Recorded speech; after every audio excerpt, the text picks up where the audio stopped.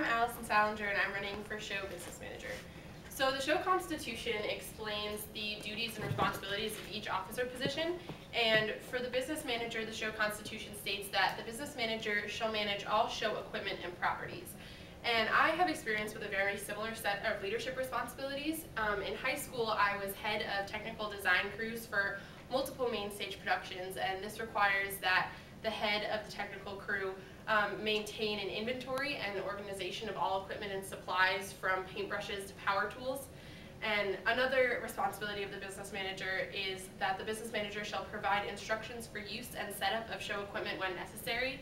And as head of technical design crews, it was mandated that you had to be the one to teach any crew member how to use a tool or a paintbrush or a certain technique. So I definitely have what it takes to fulfill those responsibilities.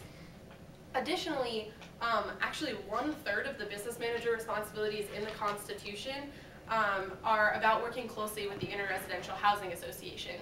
And for the past 2 semesters, I've been a voting member and HUME representative on IRA, and this means that I've attended weekly meetings and represented over 600 honor students with my votes. I've learned the inner workings and functionings of IRA and built relationships with IRA officers and fellow area governments, and those skills will also help me fulfill the responsibilities of the SHO Business Manager. If I'm elected, I plan to make improvements within the organization and the position itself. So first of all, as a couple other candidates have touched on, we don't get much feedback as of right now on our events.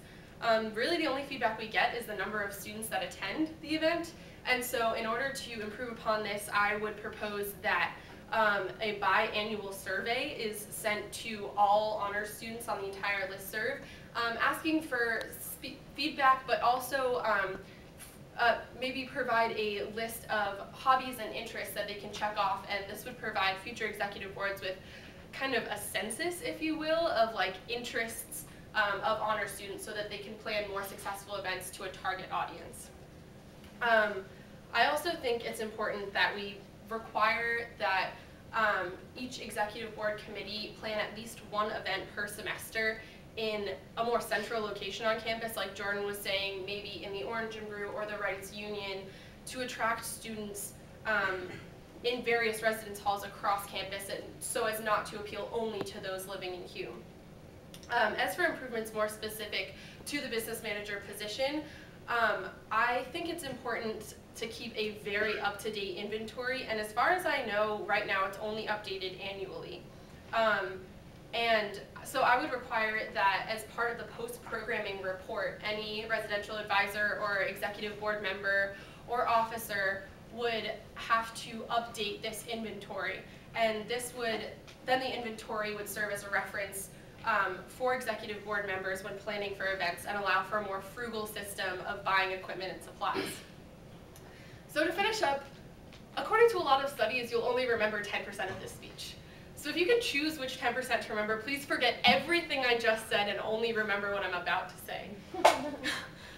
Okay, I'm really, really grateful for my SHO experience, and it's changed me in a lot of ways. And the SHO officers have inspired in me this passion for leadership and for taking initiative that I didn't know I had, and I really, really hope that I get the opportunity to do that for next year's executive board.